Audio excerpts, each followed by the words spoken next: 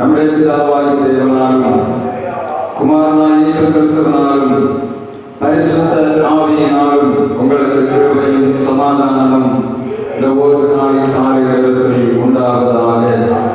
இந்த ஓய்வு நாளிலே நம்முடைய பேராயத்தில் கொடுக்கப்பட்டிருக்கிற செய்தி தலைப்பு திருமணம் அன்பாய் நீடிக்கும் வாழ்வு, marriage lasting life of love என்று சொல்லப்படுகிறது. நாம் இதை வாசித்த வேத பகுதிகள் அவைகளை மையப்படுத்தி தான் இந்த நாளில் நாம் கொடுத்திருக்கிறோம்.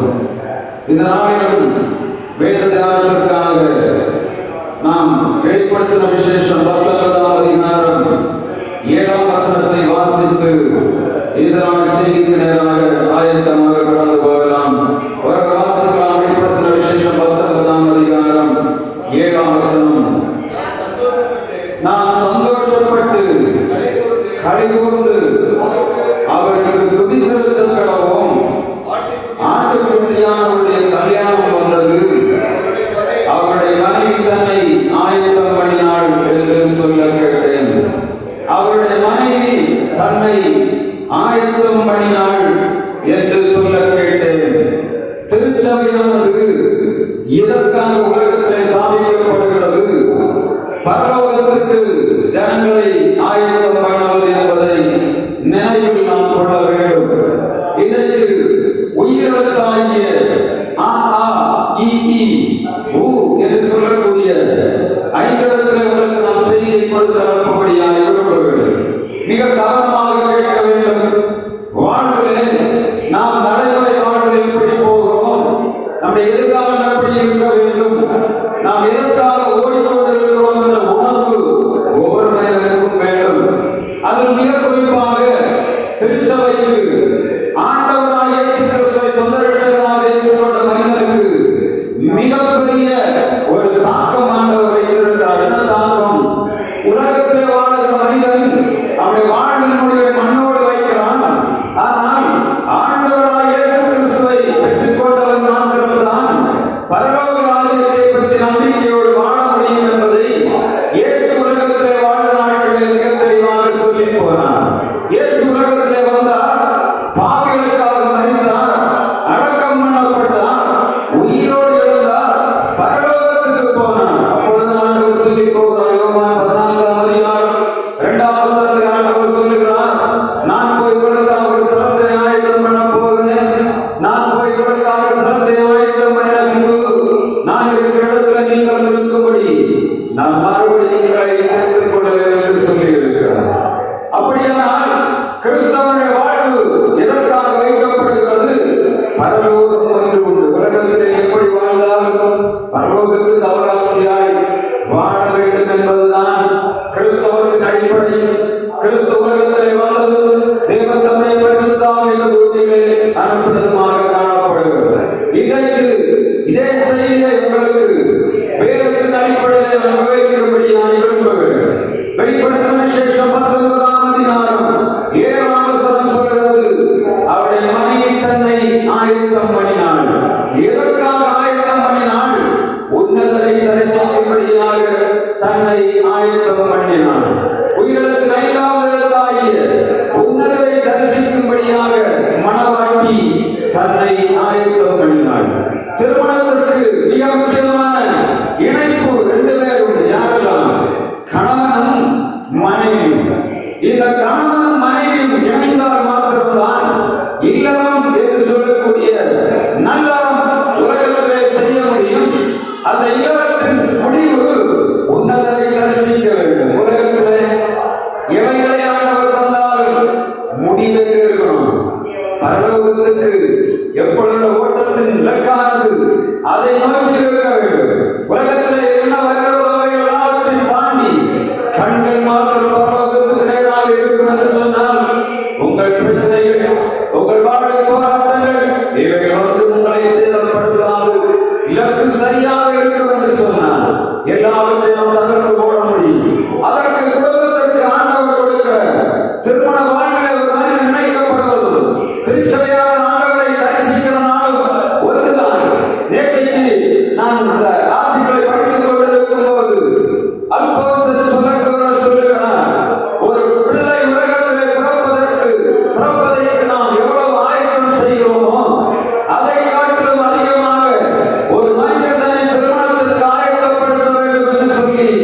அவர்களிடம் சொல்லுகிறார் என்று சொன்ன திருமணம் என்பது ஒரு புதிய பிறப்பு.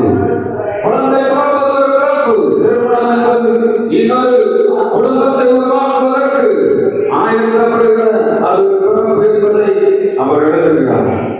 திருமணம் என்பது உலகத்திலே வாழ்கிற மனிதர்களுக்குள்ள இலக்கி கேள்விக்குறியாய் மாறிக் கொண்டு வருகிறது. உலகத்திலே வித்தியாசமான திருமணங்கள் இன்றைக்கு நடந்து கொண்டிருக்கிறது. கழுதைக்கு திருமணம் செய்ய வைத்து என்ன சொல்லுகிறார்கள்? மழை வர வேண்டும் என்று சொல்லி கழுதைக்கு திருமணம் செய்து வைக்கிறார்கள். ஆணும் மீது நாங்கள் ஒன்றாய் வாழ்வோம் என்று சொல்லி ஹோமோசெக்சுவாலிட்டி 99 நாடுகளிலே உலகத்திலே அங்கீகரிக்கப்பட்டு நடந்து கொண்டிருக்கிறது. எதற்காக நடக்கிறது? திருமணம் என்பது எதற்காக செய்யப்படுகிறது என்று சொல்லக்கூடிய உண்மையான ஆய்வில்லாதபடியினாலே உலகத்திலே வித்தியாசமான திருமணங்கள் நடக்கிறது. கேலிக்குத்தாகி போகிறது. திருமணம் செய்கிறார்கள், 10 வருடங்கள் காதல் செய்தார்கள், 3 நாட்களிலே விவாகரத்து செய்தார்கள். அப்படியானால் திருமணத்தின் நோக்கம் என்ன? 10 வருடம் எதற்காக லவ் பண்ணினார்கள் என்று தெரியவில்லை. குடும்பங்கள் சிதைந்து போய்கொண்டு கிடக்கிறது. எந்த நீதிமன்றத்தை பார்த்தாலும் கிறிஸ்தவர்கள் விவாகரத்துகள் பெருகிவிட்டன. காரணம் என்ன? திருமணம் என்று சொன்னால் என்ன? அது உருவாக்கப்பட்டது நோக்கம் என்ன என்பதை மனக்குறம் மறந்து போனபடியினாலே இன்றைக்கு உலக குழப்பங்களும் காணப்படுகிறது. ஆண்டவருடைய வார்த்தை சொல்லுகிறது, திருமணம் என்று சொல்வது உலகத்திலே எல்லா மனிதர்களுக்கும் கனமுள்ளதாக இருக்கிறது. நாம் ஆதியாகமம் 27 28 வசனங்களை படித்தோம் அல்லவா? ஆண்டவர் பூமியிலே மனுஷனை மாதிரிலே ஆணும் பெண்ணுமாக சிருஷ்டித்தார்.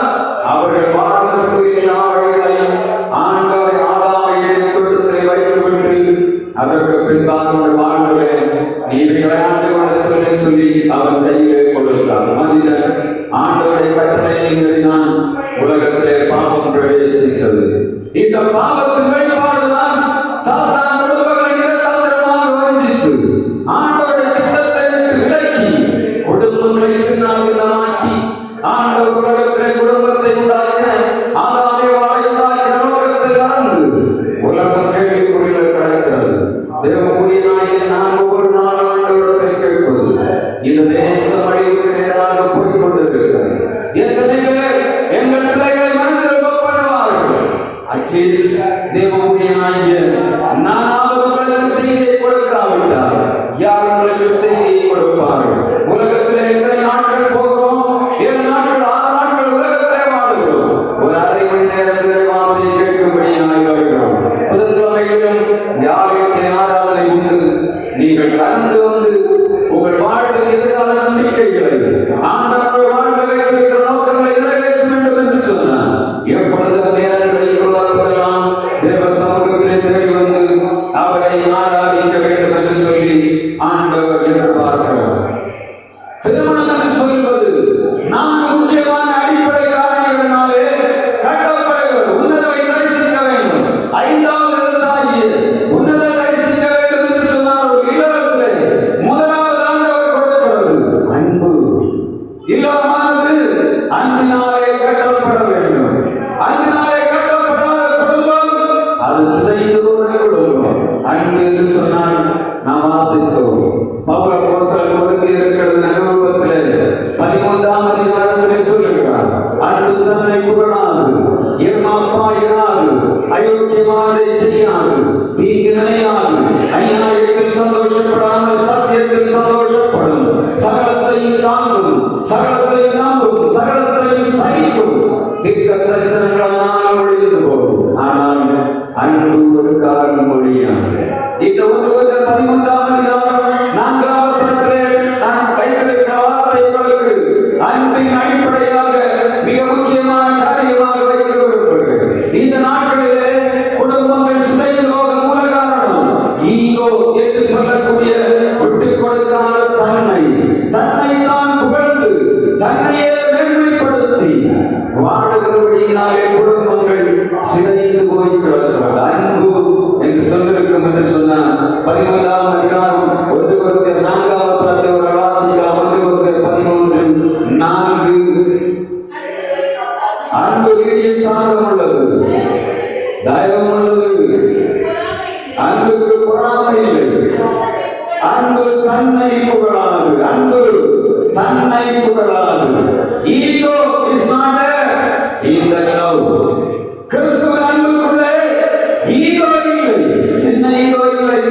பாவிகளையும் பரிசுத்தவானையும் அந்நியனையும் சுதேசியையும் பரதேசியையும் ஒன்றாய் நேசிக்கிற அன்பு இயேசுவிடத்திலே இருந்தது. ஒரு விபச்சார ஸ்திரியை கொண்டு வருகிறார்கள். அவர்கள் வந்து சொல்லுகிறார்கள், இவள் விபச்சாரத்திலே கையில் களவுமாக பிடிக்கப்பட்டார். உலக மனிதன் என்ன சொல்லுவான்? நீதியை புரட்டுவான், நியாயத்தை புரட்டி போடுவான். இயேசு சொல்லுகிறார், உங்களில் பாவம் இல்லாதவன் முதலில் கல் எறிய கடவன். அவர் இந்த பரிசேயர் சதுசேயர் வேதமானவர்களுடைய கிரமத்தை ஆண்டவர் நேரடியாக கண்டிக்காமல் மறைமுகமாக கண்டித்தார். என்ன சொல்றார்? நீ பெரிய பரிசுத்தவான் என்று சொல்லுகிறார், நீ பெரிய யோக்கியன் என்று சொல்லுகிறார். நீ யோக்கியன் அல்ல. அந்த பாவியான ஸ்திரியை விட்டுவிடு, அவள் பிழைக்க வேண்டும் என்று சொல்லி அவளை கண்டிக்கிறதை பார்க்க முடியும். நம்முடைய குடும்ப வாழ்க்கையை நாம் தொடர்ந்து பார்த்து கொண்டிருக்கிற விஷயம் ஈகோக்கள் தான் இன்றைக்கு குடும்பங்களை சிதைத்துக் கொண்டிருக்கிறார். கணவன் 5000 ரூபாய் சம்பளம் வாங்கி வரும்போது மனைவிக்கு 3000 ரூபாய் சம்பளம் இருக்கும். கணவன் 10,000 வாங்கி கொண்டு வரும்போது மனைவியுடைய சம்பளம் 50,000 இருக்கும். அதுவரைக்கும் குடும்பம் ஒழுங்காக போகும். கணவன் 15,000 சம்பளம் வாங்கும்போது மனைவி சம்பளம் 40,000 ஆகிவிடும். இப்பொழுதுதான் குடும்பத்திலே பிரச்சனைகள் தலை தூக்க ஆரம்பிக்கும். 10,000 ரூபாய் 9,000 ரூபாய் சம்பளம் வாங்கும்போது கணவன் சொல்வதை எல்லாம் கீழ்ப்படுகிற மனைவி இவள் 40,000 வாங்கின உடனே சொல்வார், போய் உம்மை காட்டிலும் நான் அதிகமாக சம்பாதிக்கிறேன், இனி நான் சொல்லுகிறதை நீ கேட்க வேண்டும், நான் விரும்புகிறதை சாப்பிடுவேன், நான் விரும்புகிறதை வாழ்வேன், நீர் நான் சொல்லுகிறதை கேட்க வேண்டும். வேதம் சொல்லுகிறது, குடும்பத்திலே தலைவனை யார் உருவாக்கினார்? ஆண்டவர் சொல்லுகிறார், குடும்பத்தை உருவாக்கும் போது குடும்பத்துக்கு தலைவனை உருவாக்கினார். தலைவனை உருவாக்கிவிட்டு குடும்ப தலைவனுக்கு உதவியாக தனியார் உருவாக்கினார், மனைவியை உருவாக்கினார். குடும்பங்கள் சிதைத்து வர காரணம் என்ன? குடும்ப தலைவர்கள் மாறிவிட்டார்கள், குடும்ப தலைவிகள் உருவாகிவிட்டார்கள். எவ்வளவு தந்திரமான சாத்தான் கிரியை செய்வான் தெரியுமா? குடும்ப தலைவியாக்கி விட்டான். குடும்ப தலைவரை விட்டுவிட்டு குடும்பத்திலே ஆண்டவருடைய வார்த்தை சொல்லுகிறது, மனைவியை ஆண்டவர் கொடுக்கும் போது வேதம் தெளிவாக சொல்லுகிறது, ஆதாம் கயவனிடத்திலே உருவாக்கி அவன் வினாவிலே எறும்பை எடுத்தார். அவன் வினாவிலே உருவி எடுத்து ஒரு மனைவியை உருவாக்கி கொண்டு வந்த ஆண்டவரம் கையிலே கொடுக்கிறார். ஆதாம் சொல்லுகிறான், இவள் எழுப்பும் என் மாம்சத்தின் மாம்சமாய் இருக்கிறார். இவன் மனுஷனிலிருந்து எடுக்கப்பட்டபடியினாலே மனுஷன் எனப்படுவாள். ஒரு மனுஷன் எடுக்கப்பட்ட குடும்பத்திலிருந்து எடுக்கப்பட்ட ஏற்ற துணை அதை மாற்றி இன்றைக்கு குடும்பத்திலே தலைவிகள் பெருத்து விட்டார்கள். கடன் கொண்டு வருகிற பணம் பத்தவில்லை. இப்ப என்ன வருகிறது? உரிமை தொகை வருகிறது. இந்த உரிமை தொகை எப்படி வருகிறது? பிசாசிலிருந்து வருகிறது. அந்த உரிமை தொகை கணவனை அடிமையாக பார்க்கிறது. 1000 ரூபாய் கையில வந்தவுடன் காலையில் எழுந்தோம், ஓய் நான் இன்னைக்கு பேங்கு போறேன், நீ இருக்க வீட்டுல சமையல் பண்ணி வைத்து. எவ்வளவு மோசமான சூழ்நிலை உலகம் போய் கொண்டிருக்கிறது என்பதை நினைவில் கொள்ள வேண்டும். ஆண்டவர் சொல்கிறார், குடும்பத்திலே தலைவன் உண்டு, தலைவனுக்கு யார் உண்டு? துணை உண்டு. அங்கே தலைவி இல்லை என்று சொன்ன ஆண்டவரிடத்தில் தைரியமாக போக முடியும். பெண்ணராத்திரி 12 மணி தனியா போக முடியுமா? சமூகத்தை கேட்கிறனா இரவு 12 மணிக்கு பெண்களை வெளியே போக முடியுமா? போக முடியாது. காரணம் என்ன? அவர்களுடைய ஆண்டவர் வைத்திருக்கிற அந்த உயரப்பட்ட பொக்கிஷமாய் ஆத்துமா மனுஷனோடு இணைந்திருக்க வேண்டும் என்றால் அவர் சொல்லுகிறார். அன்பில்லாவிட்டால் எல்லாமே மாறி போகும். வாழ்களே, போதகர் திருமணத்தை கைவிடித்துக் கொடுக்கும் போது சொல்லுகிறார், வாழ்விலும் தாழ்விலும் இன்பத்திலும் துன்பத்திலும் சுகத்திலும் சுகவீனத்திலும் மரணம் நம்மை வரையில் இவர் ஒருவருக்கு நான் உண்மையான மனைவியாயிருந்து என்ன பண்ணுவேன்? அவருடைய கடமைகளை செய்வேன். அதை போல நான் கணவரிடத்தில் ஆண்டவர் சொல்லுகிறார், வாழ்விலும் தாழ்விலும் இன்பத்திலும் துன்பத்திலும் சுகத்திலும் சுகவீனத்திலும் மரணம் நம்மை பிரிக்கும் வரையிலும் நான் மருந்திக்கு மனமாயிருப்பேன் என்று சொல்லி வாக்கு கொடுக்கிறோம். நாள் செல்ல செல்ல அன்பு குறைந்து போகிறது. அங்கே அன்புக்குள்ள என்ன நடக்கிறது என்பதைத்தான் இரண்டாவது இடத்தில் நான் வைக்கப் போகிறேன். குடும்ப வாழ்க்கை என்பதை கட்டப்பட வேண்டும். அது தன்னை புகழக்கூடாது. ஒரு இடத்துல போகும்போது தன் கணவனை உயர்த்தி பிடிக்கிற பெண் உயர்ந்தவராய் இருப்பார். ஒரு இடத்துல போகும்போது தன் மனைவியை உயர்த்தி பிடிக்கிற குடும்பம் மேன்மையாய் வாழும். வீட்டுக்குள்ள இது நடந்தாலும் சரி, வெளியே போகும்போது மனைவி மனைவியாகவும் கணவனை கணவனாக வைக்கிற குடும்பங்கள் பரலோகராஜ்யத்திற்கு அவகாசிகளாய் மாறும். பார்க்கிறவர்கள் சொல்லுவார்கள், வீட்டுக்குள்ள என்ன சென்றாலும் சரி, வெளியே வருவோம் சொல்றார். அவர்களால் வாழும்போது உலகத்திலே பரலோகத்தை அனுபவிக்கிறார்கள், பிறருக்கு ஆசீர்வாதமாய் மாறுகிறார்கள் என்பதை தெளிவாக நாம் அறிவிக்கிறோம். இரண்டாவதாக, குடும்ப வாழ்க்கை திருமணம் என்பது இணைந்து போக வேண்டும் என்று சொன்னார். ஆற்றல் வேண்டும். முதலாவது அன்பு வேண்டும். இரண்டாவது ஆற்றல் வேண்டும். திருமணத்தை இணைப்பது எழுது, நடத்தி செல்வது மிகவும் கடினம். ஒரு பெண் பிள்ளை தான் பெரிய ஆளானவுடனே மாறி மாறி சொல்லும் பேச்சுவார்த்தை பார்த்தால் 2 பேருக்கும் அவர் கிடைத்தால் நன்றாக இருக்கும். ஒரு குடும்ப வாழ்க்கை இப்படி ஒரு ஆள் கிடைத்தால் நன்றாக இருக்கும் என்று சொல்லி மாறி மாறி ஒரு பேச்சு முழுவதுமே கணவனை பற்றி எதிராக வாழ்க்கையை பற்றி தான் அவருடைய நினைவு பேச்சு செய்திகளெல்லாம் இருக்கும். 2 பொம்பளை நீங்க பேசுறது பார்த்தாலே தெரியும். அவருடைய கான்வர்சேஷன் உள்ள பார்த்தீங்கன்னா எதிர்காலத்தை பற்றி பேச்சு தான் அவர்களுக்கு இருக்கும். அப்பொழுது எப்பொழுது நேரம் வருகிறது, ஒரு நாட்களில் இணைக்கப்படுகிறது. இணைக்கப்படும் போது அந்த குடும்ப வாழ்க்கையை கொண்டு போக வேண்டும் என்று சொன்னால் கணவனுக்கும் மனைவிக்கும் மிகப்பெரிய ஆற்றல் தேவை. மிகப்பெரிய ஆற்றல் தேவை. மத்தேயு 10ஆம் அதிகாரம் 9ஆம் வசனத்திலே கர்த்தருடைய வார்த்தை தெளிவாக சொல்கிறது. மார்க்கு 10ஆம் அதிகாரம் 9ஆம் வசனத்தை வாசிக்க முடியுமா? மார்க்கு 10ஆம் அதிகாரம் 9ஆம் வசனத்திலே, ஆகையால் தேவன் இணைத்ததை மனுஷன் பிரிக்காமல் இருக்க கடவன். ஆகையால் தேவன் இணைத்ததை மனுஷன் பிரிக்காமல் இருக்க கடவன். ஆண்டவர் இணைத்ததை மனுஷனால் பிரிக்க முடியும் என்பதை வேதம் தெளிவாக சொல்லுகிறது. இதே சூழ்நிலையிலே அநேக விவாகரத்துகள் நடந்து கொண்டிருக்கிறது. காரணம் என்ன? ஆண்டவர் உருவாக்கி வைத்த குடும்ப வாழ்க்கையை சாத்தான் அநேகரை கொண்டு பிரிக்கிறான். எப்படி பிரிக்கிறான்? அண்ணனை வைத்து பிரிக்கிறான், தந்தையை வைத்து பிரிக்கிறான், தாயை வைத்து பிரிக்கிறான், உறவுகளை வைத்து பிரிக்கிறான். இந்த உலகத்திலே ஆண்டவர் உருவாக்கி வைத்த நோக்கத்தை மறந்து போய் பிரித்துக் கொண்டிருக்கிறார். ஒரு நாள் நான் ஒரு ஹோட்டலிலே சாப்பிட்டுக் கொண்டிருக்கிறேன். அப்பொழுது எதிரிலே ஒரு குடும்பம் வந்தது. அந்த பெண் நடந்து கொண்டே இருக்கிறான். நான் அப்படியே அவருடைய பேச்சுவார்த்தையை கேட்டுக் கொண்டிருக்கிறேன். ஒருவன் சொல்கிறான், இவனை விடக்கூடாது, இவனுக்கு வேலை செய்ய, இவன் படித்திருக்கிறார், இவனுக்கு வேலை இருக்கிறது, இவனுக்கு சம்பளம் இருக்கிறது, அவனுக்கு கீழ்ப்படியவில்லை, வேண்டாம் என்று சொல்லி ஒரு ஆள் சொல்லிக் கொண்டிருக்கிறான். ஒரு ஆள் சொல்லுகிறது, என்ன செய்கிறது தெரியல. ஆமா, நீ சொல்கிறதை செய்து விடலாம். அந்த பெண் பிள்ளை கூட வந்து, அம்மா ஆமா சரியா, அவனை விடக்கூடாது என்று சொல்லு. பெண் அழுது கொண்டு இருக்கிறார். எங்கே வருகிறார்கள்? போலீஸ் ஸ்டேஷன்ல கம்ப்ளைண்ட்டுக்காக வருகிறார்கள்.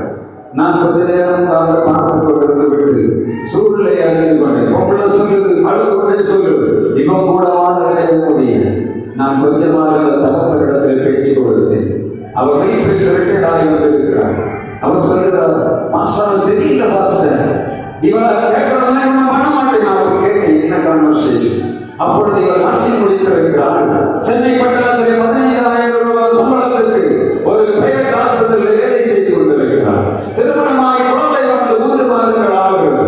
இந்த பையனிடத்திலே போய் அவர் சொல்லுகிறார், நமக்கு இந்த வீட்டில் இருக்க முடியாது, நாம் சென்னைக்கு போய்விடலாம். அந்த ஆள் சாப்ட்வேர் கம்பெனியில் வேலை செய்கிறான். வீட்டிலிருந்து வேலை செய்ய வேண்டிய சூழ்நிலை இருந்தபடியினாலே வீட்டிலிருந்து வேலை செய்ய 60,000 ரூபாய் சம்பளம் வாங்குகிறார். குடும்பத்தில் 2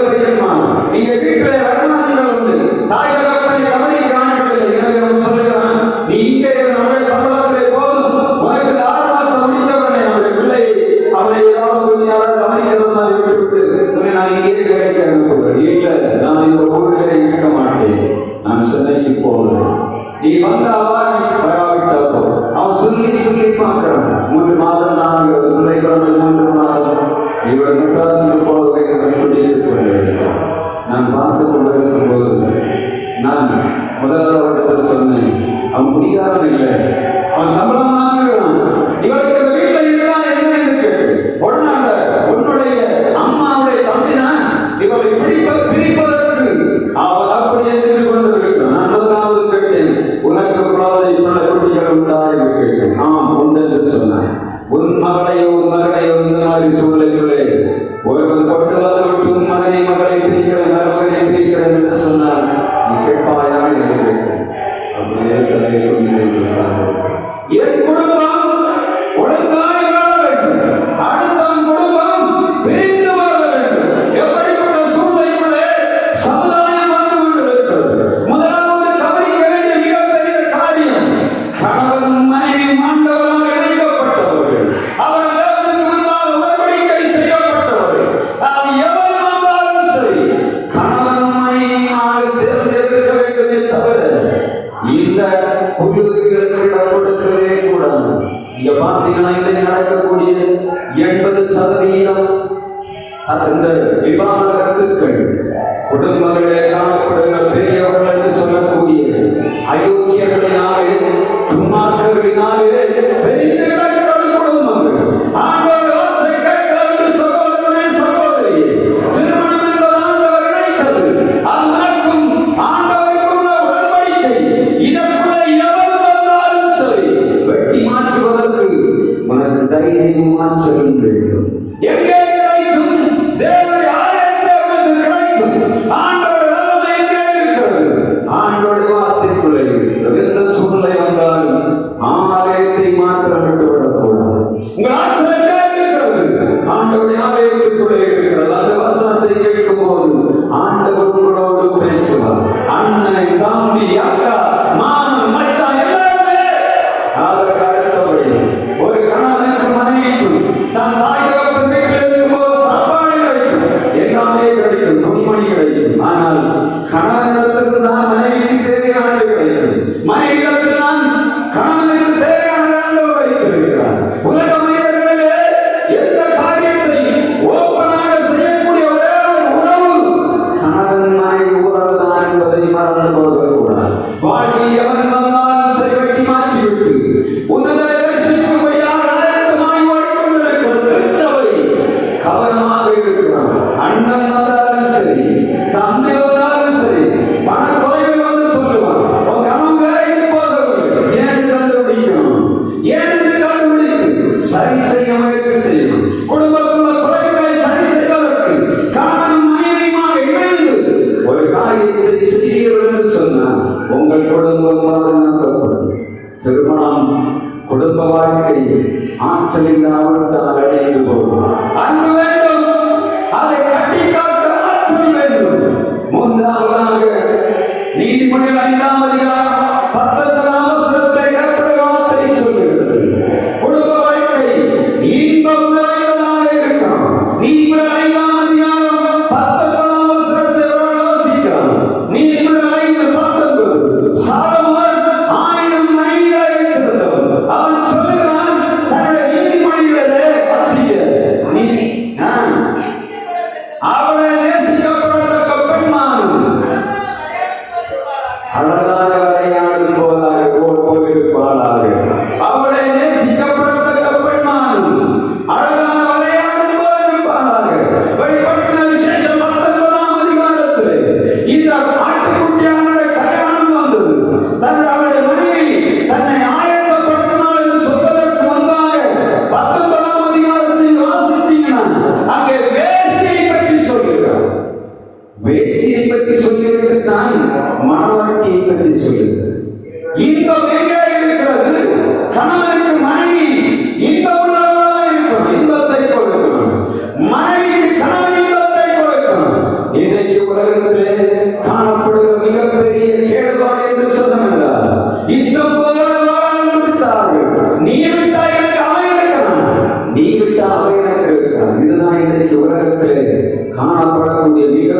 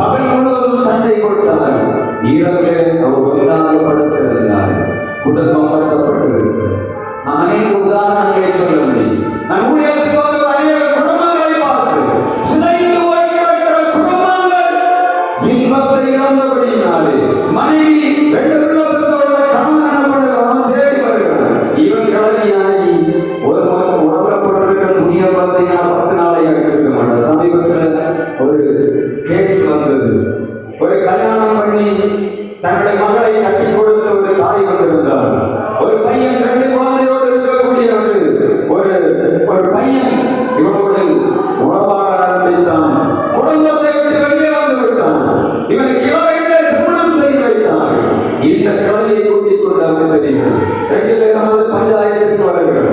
வரும்போது குடும்பம் வருகிறது, இவளும் வருகிறார். நான் பார்த்து கொண்டு சொல்லுகிறேன். நான் பார்க்கும்போது அந்த பொருள் ஒரு அழகு துணியை போட்டு 2 பிள்ளைகள் கையடிக்கிறது.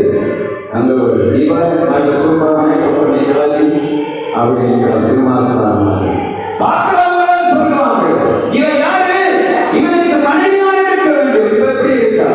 பிச்சைக்காரி மாதிரி அழகு துணியை போட்டு வீட்டுல போல சொல்லுறாங்க. இந்த வீட்டுக்கு போறதே பிடிக்கல. எப்ப பார்த்தாலும் முத்து நானே ஆயிருக்க பாசா என்ன சொல்லுவீங்க? ஆண்டவர் கொடுத்த உங்களுடைய வாழ்வை நீங்கள் நிராசராய் பண்ணிவிடக்கூடாது.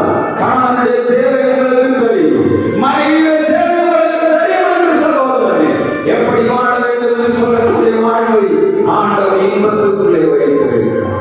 ஒரு மனைவி தன் கணவனை எப்படி வசப்படுத்த வேண்டும் என்று தெரிந்திருக்க வேண்டும். ஒரு கணவன் தன் மனைவியை எப்படி வசப்படுத்த வேண்டும் என்று தெரிந்திருக்க வேண்டும். தெரிந்திருந்தால் குடும்பம் ஆசீர்வாதமாக இருக்கும். அநேக குடும்பங்களை பார்க்கிறேன். குடிகாரர்கள் அநேக குடும்பத்தை நல்லா நடத்தி கொண்டு போகிறார்கள். ஆனால் நல்ல மனிதர்கள் குடும்பங்களை வந்து கிடக்கிறார்கள். காரணம் என்ன? அவர்களை நினைக்க தெரியவில்லை, நடிக்க தெரியவில்லை. குடும்பத்தை நடிப்பதான் வாழ்க்கையாய் மாறி போனது. நடிக்க தெரிந்த மனிதன் பிழைத்துக் கொள்வான் என்று சொல்லி விஞ்ஞானிகள் சொல்லுகிறார்கள், எல்லாம் சொல்லுகிறார். இன்பம் மிக முக்கியம். குடும்ப வாழ்விலே இன்பம் முக்கியம். அது வேறு இடங்களுக்கு போகாதபடி தடுத்து நிறுத்த வேண்டியது ஒவ்வொரு குடும்பத்தின் அங்கத்தினருக்கும் ஆண்டவர் வைத்திருக்கிற மிக முக்கியமான காரியம். அன்பு, ஆற்றல், இன்பம். 4வதாக ஒரு வார்த்தை சொல்லி நான் நிறைவேறும்படியாக விரும்புகிறேன். குடும்ப வாழ்க்கை. நீதிமன்றம் 31ஆம் அதிகாரம் 20ஆம் வசனத்திலே ஒரு வார்த்தை சொல்லி வாசிக்கலாம். நீதிமொழிகள் 31ஆம் அதிகாரம் 20ஆம் வசனம். நீதிமொழிகள் 31:20. அங்கே சாலமோன் ஞானி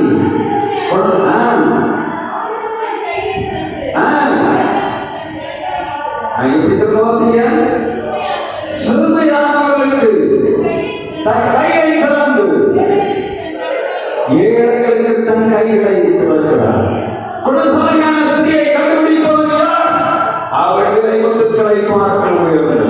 நீதிமன்றம் 10 சொல்கிறது, குணசாலியான ஸ்திரியை கண்டுபிடிப்பவன் யார்? அவள் விலை முத்துக்களை பார்க்கும் சிறந்தது. அவளை 4 சேர்க்கிற ஒன்று என்ன? சிறுமைப்பட்டவர்களுக்கு தன் கைகளை திறப்பது. வசனம் சொல்கிறது, அவள் கணவனை சார்ந்து கொள்ளவில்லை, தன் கையினால் வேலை செய்வார். எல்லா காரியத்தையும் செய்தாலும் எளியவர்களை நினைவிலே வைக்கிறார். திருச்சபையானது வளர்ச்சி பெற வேண்டும்.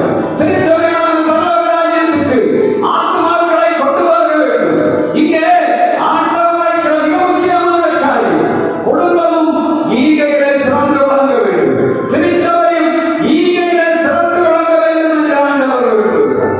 நீங்க பார்த்த தெரியும், என்னுடைய பாஸ்டர் அடிக்கடி சொல்லுவார், வெளியில பிச்சைக்காரர்கள் வருவார்கள், தெருவிலே யாசகம் எடுக்கும்படியாக வருவார்கள், வந்து வெளியே நின்று கொண்டிருப்பார்கள். இந்த பாஸ்டர் கொண்டு போய் அந்த நாட்களில் ₹1 கையை கொண்டு போவார். ஆனா அந்த அம்மா கொடுத்தா மேக்சிமம் 50 பைசா கொடுக்கும். அந்த காலத்துல அவர் சொல்லுகிறார், நான் ₹1 எடுத்து கொண்டு போனாலும் அந்த யாசகம் கேட்கிற ஆட்கள் அம்மா எங்கே என்று கேட்பார். அம்மா எங்கே என்று கேட்பார். ஏன்னா 50 பைசா கொடுக்கிற அம்மா தான் பெருசா, ₹1 கொடுக்கிற அப்பா பெருசா. காரணம் என்ன தெரியுமா? அவங்க கொடுக்கிறாங்க, அந்த அம்மா இடத்துல பேசுகிறாங்க, கரிசனையாக பேசுவாங்க. உனக்கு எத்தனை பிள்ளைங்க இருக்கு? உன்னுடைய வாழ்க்கை என்ன? நீ ஏன் இப்படி பிச்சை எடுத்துக் கொண்டு தெரிகிற? எல்லா காரியத்தையும் விசாரித்து கவலைப்படாத. வச்சியா நீ வரும்போது நான் அவள் பிள்ளையோட துணியாது, நீ வரும்போது நான் அவள் செய்வேன். அதுக்கு என்ன பேர் இருக்கும்? 50 பைசா இல்லை, தன்னுடைய குடும்பத்தை விசாரித்த அந்த அம்மா மேல கரிசனை. அவர் சொல்லுகிறார், இப்படிப்பட்ட உலகத்தை என்ன சொல்லுவது? நான் ₹1 கொடுத்தா வாங்காத 50 பைசா கொடுத்தா சந்தோஷம் வாங்கி கொண்டு அவளை ஆசீர்வதித்து விட்டு போகுது. எப்படி நம்முடைய திருச்சபை வறுமையாய் கிடக்கிறது. காரணம் என்ன? விசாரணை இல்லாதபடி நாம் எவைகளை செய்கிறோம் என்பதை பார்க்கிறோம். நம்முடைய குடும்ப வாழ்க்கையில் சிதைந்து கிடக்கிறது. பார்த்தா ஒரு குடும்பம் வருகிறது, தாய் தகப்பன் நன்றாக பிள்ளைகளை படிக்க வைத்து தன் மகனுக்கு ஒரு திருமணத்தை உருவாக்கி அந்த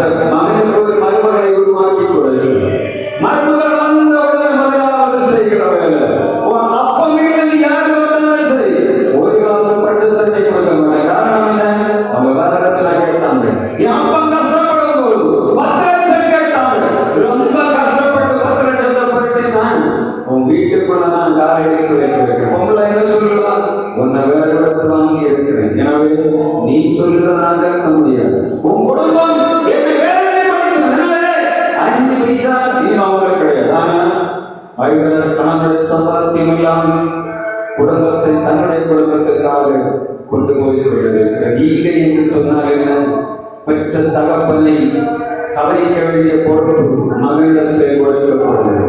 குடும்பத்திலே மகனுக்கு தான் குடும்பத்தை கவனிக்க வேண்டும், தாய் தகப்பனை கவனிக்க வேண்டும் என்ற பொறுப்பை நம்முடைய சமுதாயம் ஏற்படுத்தி வைத்தது.